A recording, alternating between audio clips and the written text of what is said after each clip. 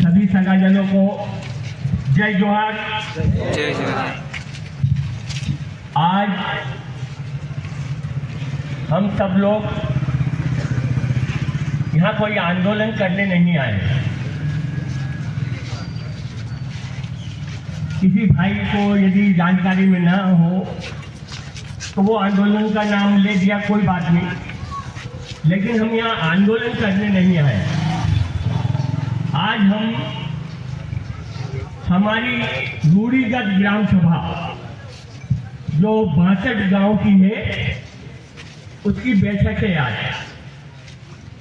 और बैठक में जो निर्णय लिया जाएगा उस आदेश का हम सामाजिक बंधु और यहाँ का जो प्रशासन है वो सबको पालन करना पड़ेगा। और जो भी आदमी शासन प्रशासन का उस आदेश का, ग्राम सभा की आदेश का अवहेलना करता है, यानी वो देशद्रोह का काम करेगा। और उसके ऊपर हम हमारे ग्राम सभा की जो उचित कार्रवाई होगी, आदेश न मानने के बाद उस पर कार्रवाई की जाएगी, चाहे वो कोई भी हो, चपरासी से लेकर राष्ट्रपति तक हो, उसके ऊपर ग्राम सभा अपनी कार्रवाई करेगी। इसलिए मेरा आप सभी सगाजनों से और शासन प्रशासन से निवेदन है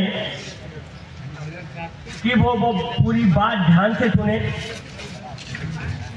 मैं कोई भाषण नहीं दे रहा हूं, मैं केवल अभी एसडीएम साहब से बात करने आया हूं, इसके बाद में अपनी बात करेंगे। महोदय जी, एसडीएम साहब,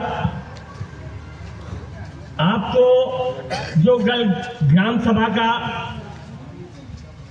चिट्ठी दी थी उसमें कलेक्टर साहब के नाम से चिट्ठी थी। कलेक्टर साहब को आज ग्राम सभा में उपस्थित होने का ग्राम सभा ने आदेश पारित किया था। क्या कलेक्टर साहब आ रहे हैं?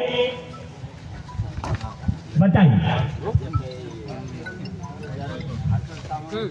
माइक दे दो। जी जी ठीक है, लेकिन यहाँ बहुत गंभीर समस्या है। यहाँ के क्षेत्र में एक हमारे भाई की सामूहिक हत्या हुई है। उस मीटिंग से ज्यादा आज इस मुद्दे पर चर्चा करना बहुत जरूरी था। ग्राम सभा का आदेश आपको महोदय जी मैं बता दूं, न लोकसभा न विधानसभा, सबसे बड़ी ग्राम सभा। ग्राम सभा का जो निर्णय ले लेती है उसको सुप्रीम कोर्ट भी हटा नहीं सकती। ये ग्राम सभा का पावर है। तो जब ग्राम सभा ने कलेक्टर को यहाँ उपस्थित होने का आदेश दिया तो कलेक्टर महोदय कैसे यहाँ नहीं आए?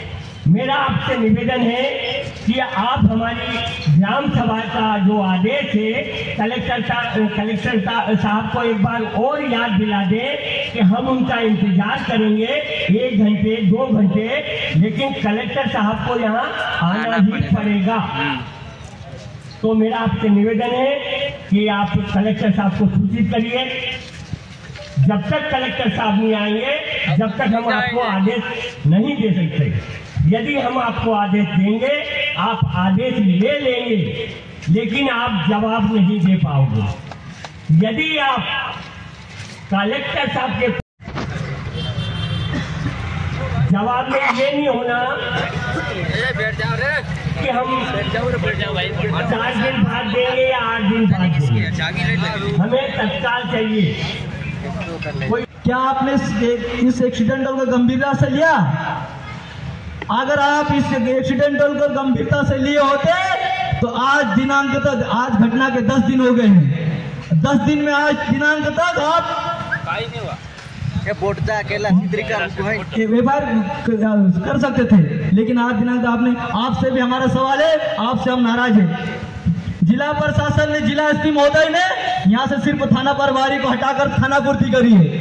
हमको यहाँ पर थाना प्रभारी को हटा के खाना पूर्ति नहीं चाहिए। हमारे भाई के हत्यारों को जब तक सजा नहीं मिलेगी हम यहाँ से हटने वाले नहीं हैं। मैं आपसे बता देना चाहता हूँ, प्रशासन से भी बता देना चाहता हूँ, सवाल लेकर आए हैं, जवाब लेकर ही जाएंगे यहाँ से।